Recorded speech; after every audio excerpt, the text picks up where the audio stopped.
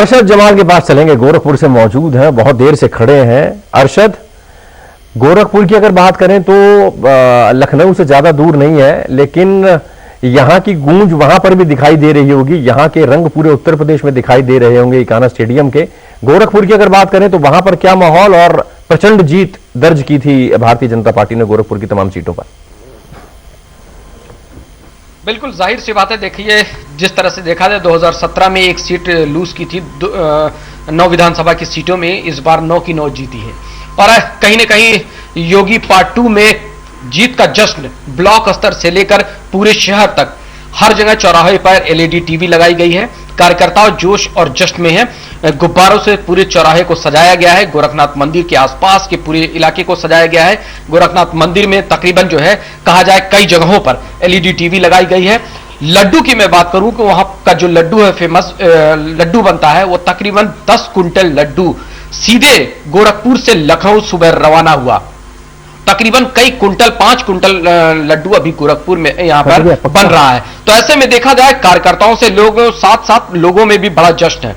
जिस तरह से देखा जाए एक सन्यासी के रूप में योगी आदित्यनाथ जिस तरह से गोरखपुर में आए, और उसके बाद कहा जाए एक कर्म योद्धा की तरह और एक कहे कि राजनीतिक सफर जिस तरह से उन्होंने शुरू किया, 26 साल की उम्र में सबसे पहले सांसद बने और उसके बाद वहां से सियासी सफर शुरू किया और 5 बार लगातार यहां से सांसद रहे।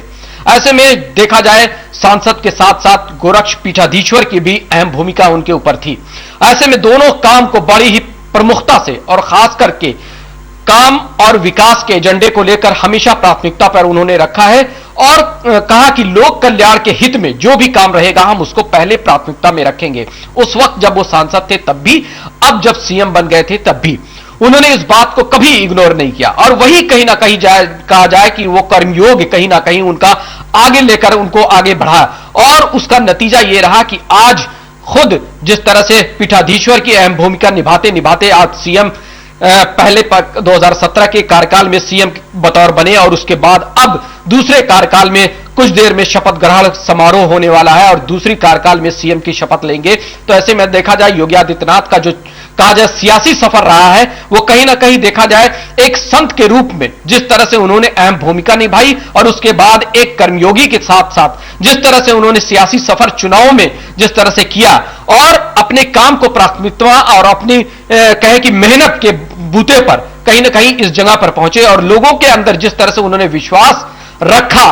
जब भी वो सांसद थे, आज भी सीएम है, जब भी मौका मिलता है वो जनता दरबार जरूर लगाते हैं, लोगों से कनेक्ट होते हैं, लोगों के दुख दर्द को जानना उनकी पहली प्राथमिकता है, उस पर फोकस करते हैं कि लोगों का विकास हो, लोगों की ये सुविधाएं मिले। जिस तरह से कहा जाए गोरखपुर और पूर्वांचल की बात की जाए, बहुत सी चीजों से बहुत अछूता था ये गोरखपुर। आऊंगा अरशद आपके पास, जनता दरबार आगे भी लगता है।